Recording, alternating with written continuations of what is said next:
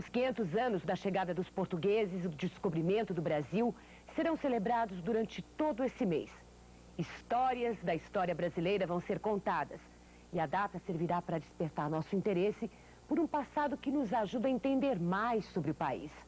Qual é o legado desse passado? Quais as raízes dos êxitos e dos fracassos nacionais? Será que o passado nos condena? Que ensinamentos tiramos dos 300 anos de colônia e depois do império, da evolução da economia e do sistema político? São tantos os aspectos que podemos investigar na tentativa de entender um pouco mais o que somos. E essa curiosidade não é só nossa. O repórter Marcos Uchoa foi até o Centro de Estudos Brasileiros em Oxford, na Inglaterra, ouvir um grupo de craques. Eles olharam para trás para enxergar mais para frente.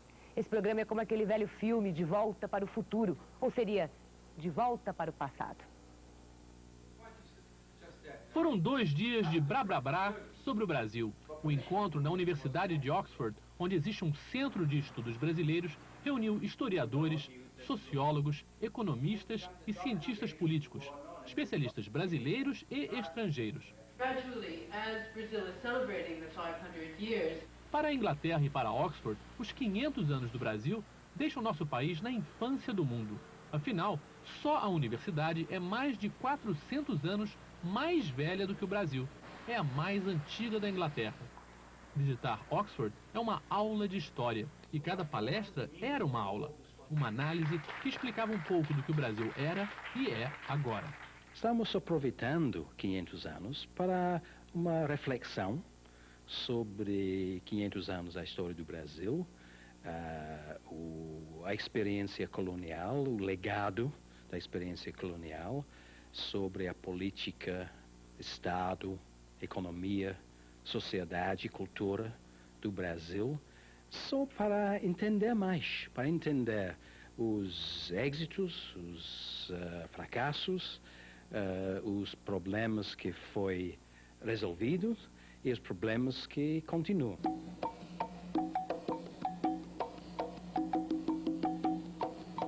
Partiu. Oxalá, um compasso branco.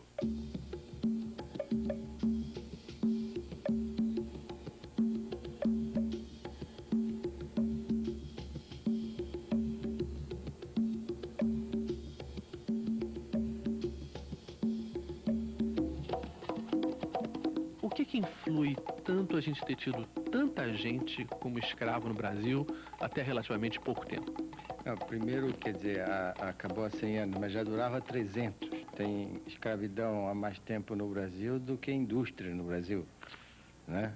Então, é uma coisa que teve uma permanência muito grande e houve no século XIX inteiro, essa convivência nas cidades. Rio de Janeiro era uma cidade com a concentração brutal de escravos dentro da cidade, a maior concentração urbana de escravos desde o final do Império Romano.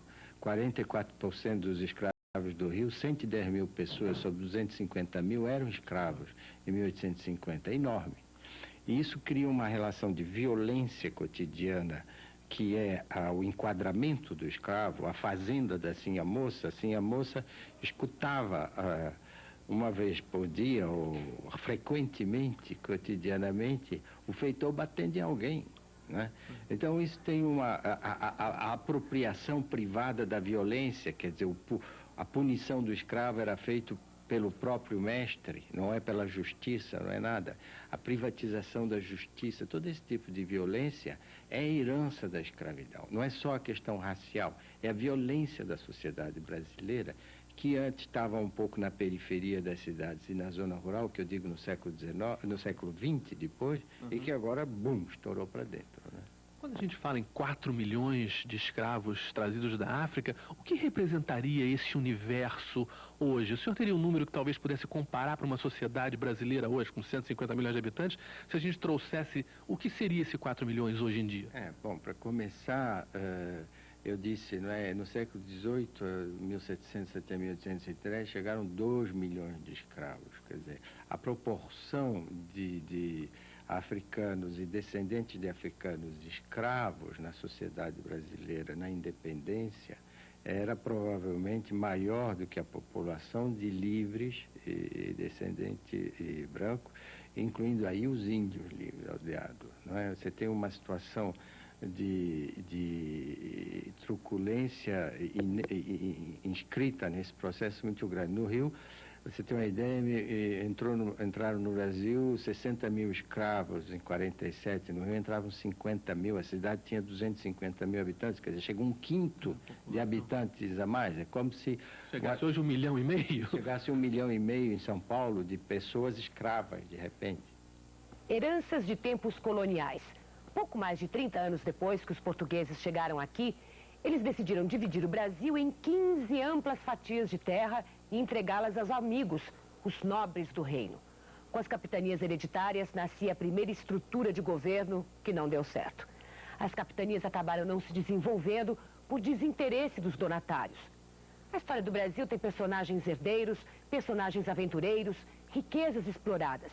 Açúcar, borracha, ouro, café. As primeiras mudas de café chegaram aqui contrabandeadas da Guiana Francesa. E sobre o café e suas aventuras históricas, Marcos Uchoa ouviu em Oxford o professor Stephen Topic, da Universidade da Califórnia. Coffee is fundamental. I think understanding that coffee provided the resources for the early empire to continue, to create a country. That this was a country, the colony really wasn't a country, it was very divided.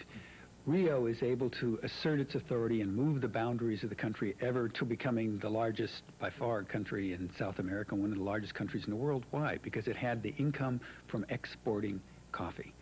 And through that, it was able to, instead of charging income taxes, which would have made it hard to get the planters to agree to the laws, to the rules of the empire, they were willing to go along with it. So they just taxed the coffee at the port.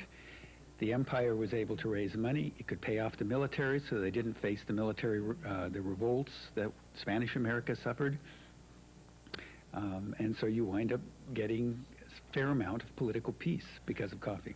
But there was a sort of downside of it, the slaves and all the culture of having people, well, the plantations and one owner for thousands of people not getting anything. Well, that's true. First of all, the plantations weren't that large. The largest may have had 200 slaves, but still, sure, slavery is very much a downside. Slavery is not the fault of coffee. The interesting thing is Brazil, well, Haiti before, and then Brazil, but none of the other coffee-producing countries are producing coffee with slaves. So it isn't because of coffee, it's because Brazil had a tradition of slavery. And you're absolutely right. The downside is that slavery was in crisis after independence. 1820s and 30s, there was a lot of talk of abolishing slavery.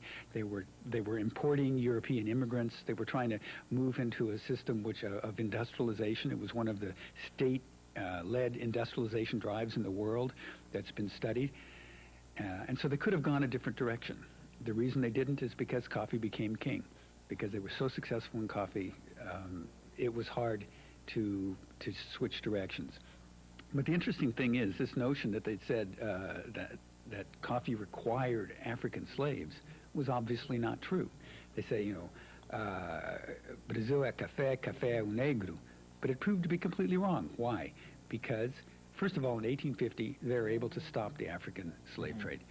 And then we have the situation, one of the only countries in the world, I mean, Brazil was the last country to abolish slavery, but they abolish it without a civil war, without anybody dying, and without compensating the slave owners. That's unheard of. Everywhere else, it was much more gradual, or there were tremendous, as in the United States, hundreds of thousands of people died. Not only were they able to abolish it peacefully, and the state remained strong, the empire fell, but the state itself remained strong, but they were, and this was fortunate, to bring in European immigrants to replace the slaves, and so that if you look at Brazil's coffee exports, there is absolutely no change. The amount of production just continues to grow, and it's reaching its highest, 1893, 94, reaching its highest levels of exportation. So it turned out that they didn't need, and in fact, they had already replaced a lot of the slaves with free workers even before the final abolition of slavery, because it had been going on slowly. So in a way, coffee provided the conditions to solve its own problem. And then you go to the free workers, the colonos, who in large part, I mean, they had their own plots, that they didn't own the land, but they had access to land, they had their own houses. It wasn't really plantation agriculture anymore after the abolition of slavery. And they're producing a lot of food for the market, so that they're creating, I'm guessing, but I wouldn't be surprised if we were able to calculate this, that the distribution of wealth was perhaps better, say, in 1895 than it is today.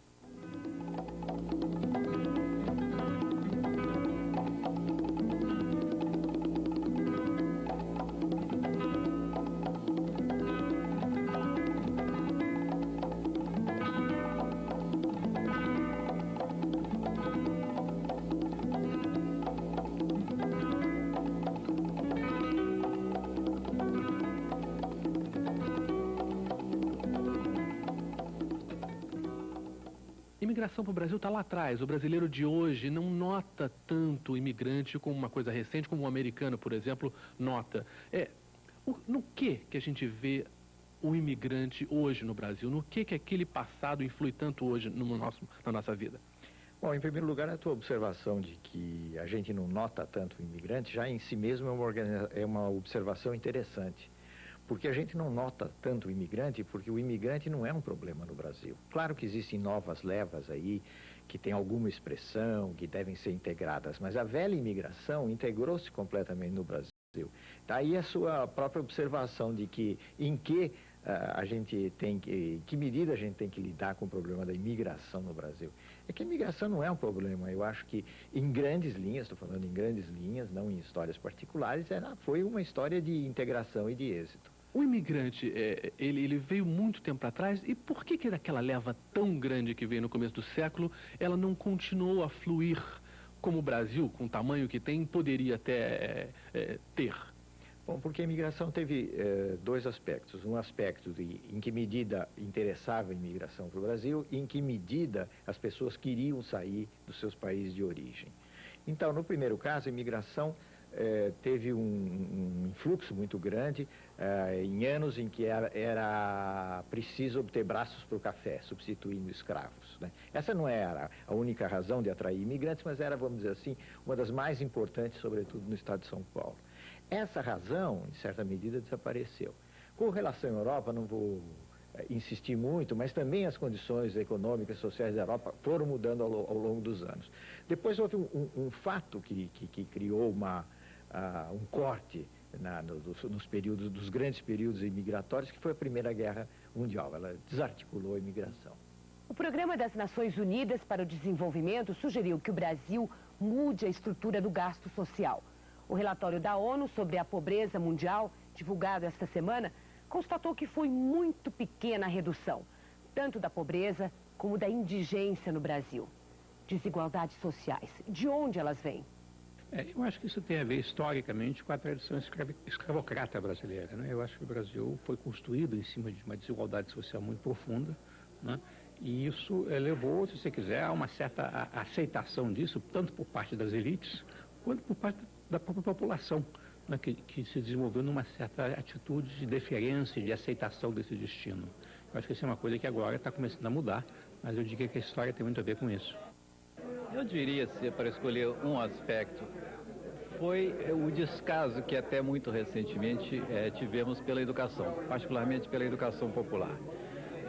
Explicar por que isso é complicado, mas certamente a existência da escravidão teve a ver com isso, uma tradição também colonial teve muito a ver com isso, um sistema oligárquico teve a ver com isso, mas o fato é que também não houve movimentos populares pedindo mais educação. O fato é que chegamos ao final do século e dos 500 anos com uma estrutura educacional absolutamente inadequada, não só para o mercado que está surgindo para a internacionalização do mercado, mas sobretudo, do meu ponto de vista, para o exercício da cidadania.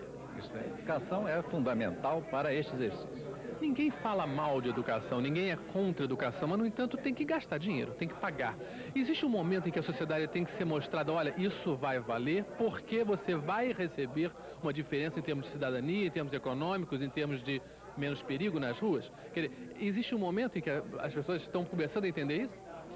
Eu creio que estamos num momento, felizmente, este é um dos pontos talvez positivos do momento atual, é que está havendo, não só da parte do governo, aqui estou me referindo principalmente ao governo federal, mas também da parte da própria população. Está ficando claro para os brasileiros que sem uma educação, pelo menos secundária, não há mais chance no próprio mercado de trabalho. Então eu creio que essa consciência está agora surgindo e espero que isso tenha realmente um impacto nas políticas públicas na direção de modificar essas prioridades. Somos um país distante, reluzente objeto do desejo de viajantes, antigos e outros nem tanto.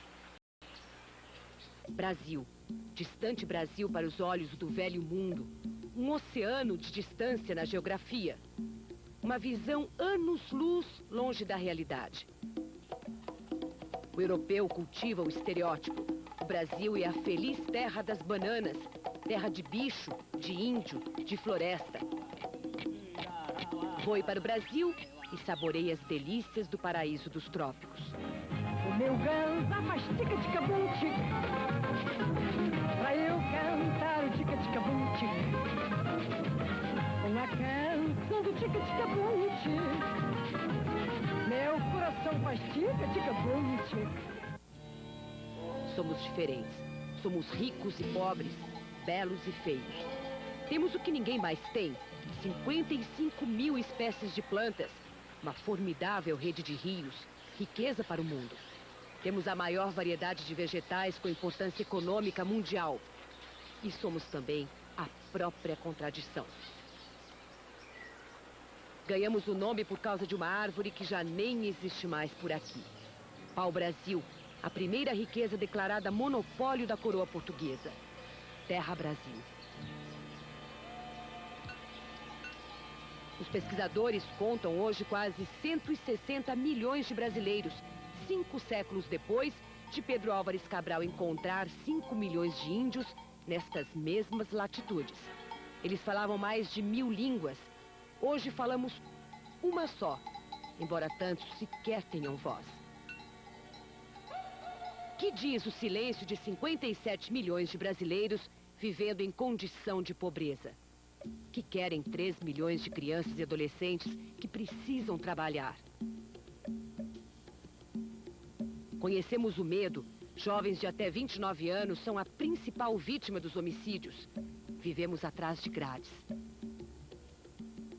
Mas temos também o faro para a oportunidade. Aprendemos a trilhar caminhos invisíveis.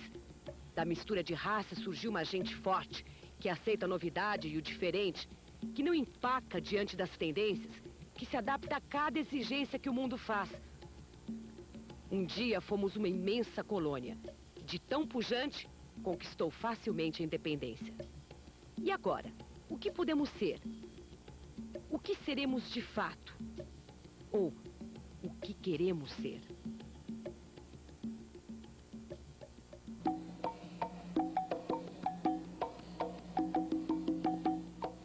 São muito poucas as pessoas e os pensadores ao longo dos séculos que defenderam, depois do fim do absolutismo, manutenção de autoritarismo e de opressão do povo.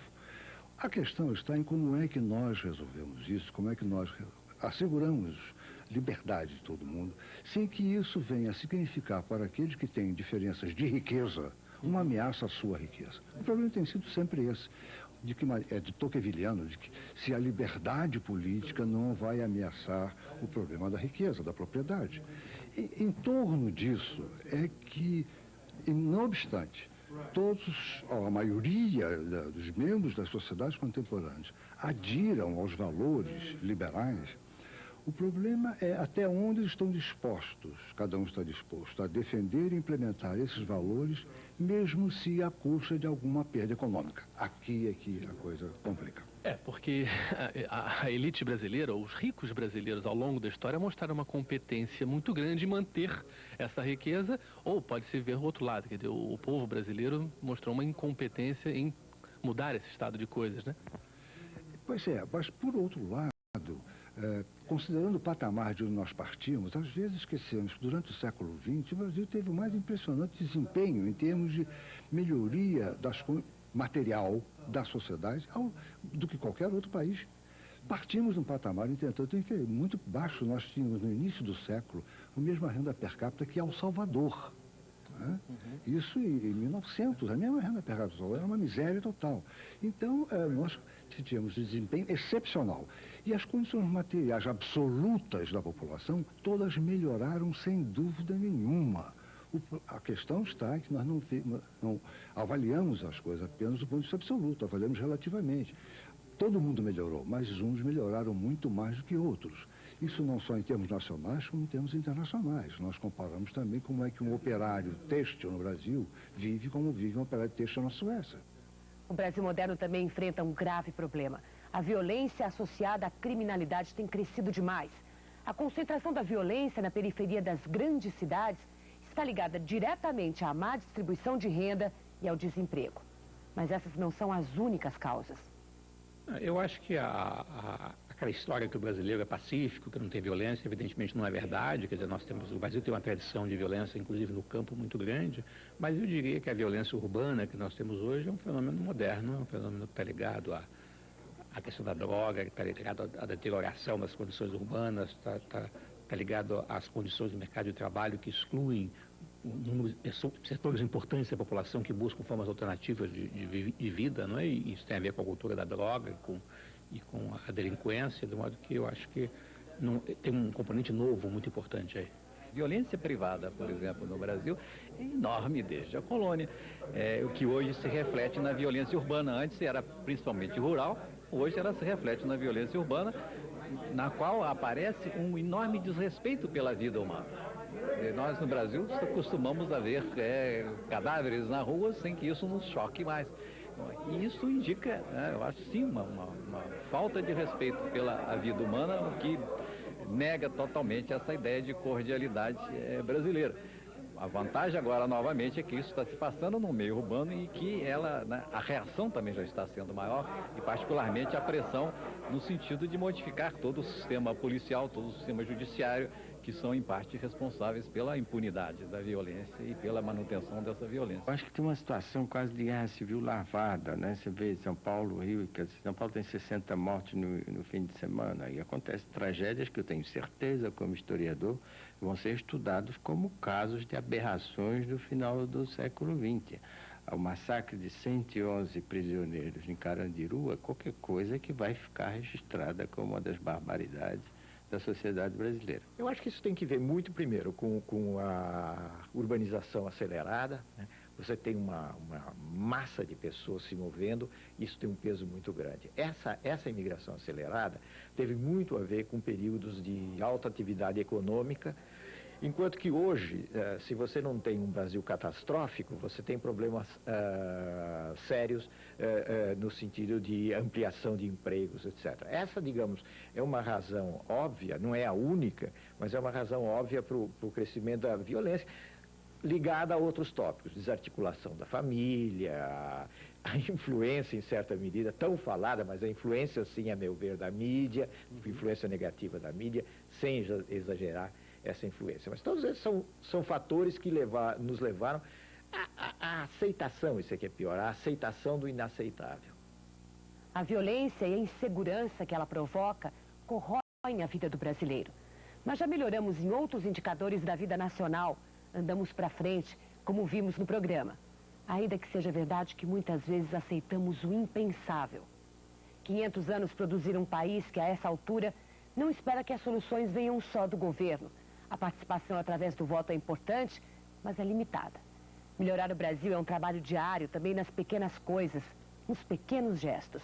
É difícil deixar de reconhecer a ligação entre a pobreza de tantos e a violência, como é difícil solucionar um problema sem resolver o outro.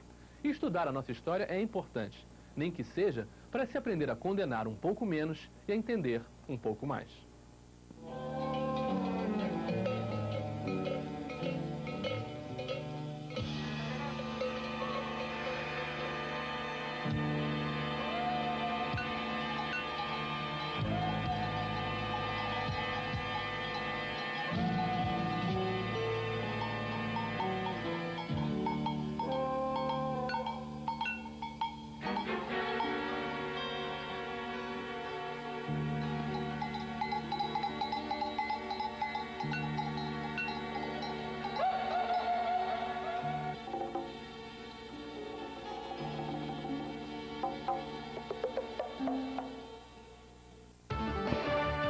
e alcançaram a rua.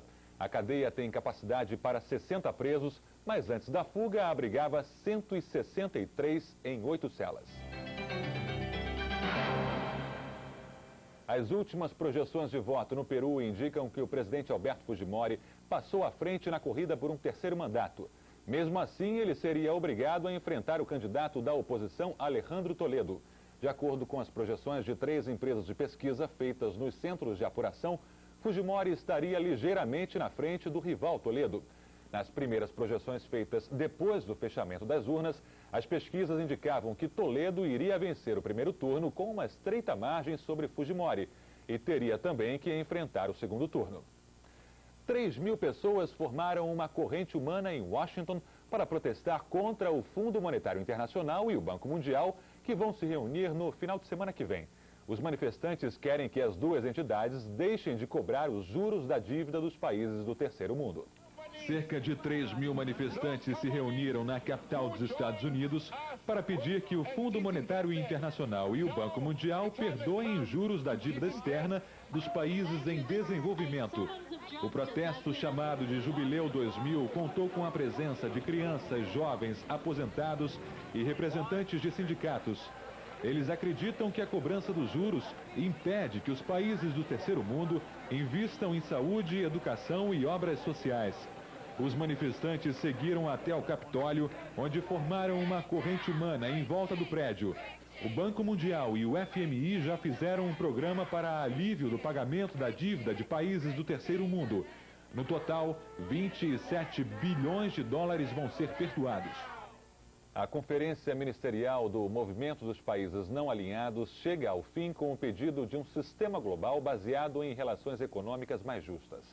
Representantes de 115 países do movimento estiveram reunidos durante o fim de semana em Cartagena, na Colômbia. Eles discutiram a agenda da Cúpula do Milênio das Nações Unidas em setembro. As Coreias do Sul e do Norte vão ter uma reunião histórica em junho. Representantes dos dois países vão abrir caminho para o primeiro encontro entre os presidentes dos dois países. A reunião vai acontecer na capital da Coreia do Norte, Pyongyang. Ministros da Unificação e da Cultura da Coreia do Sul deram uma entrevista coletiva anunciando o encontro dos presidentes dos dois países acertado no sábado. Nos últimos dias, a imprensa sul-coreana vem anunciando que a reunião entre as duas Coreias vai ter como agenda básica assistência econômica e investimentos aos norte-coreanos e a reunião das famílias separadas há quase 50 anos. Os países rivais nunca tiveram uma reunião de cúpula e continuam tecnicamente em guerra, mesmo depois da Guerra de 3 anos, que terminou em 53. 00:09, você assiste agora ao Fantástico. A próxima edição do Em Cima da Hora começa às 2 da manhã com Rafael Coimbra. Boa noite.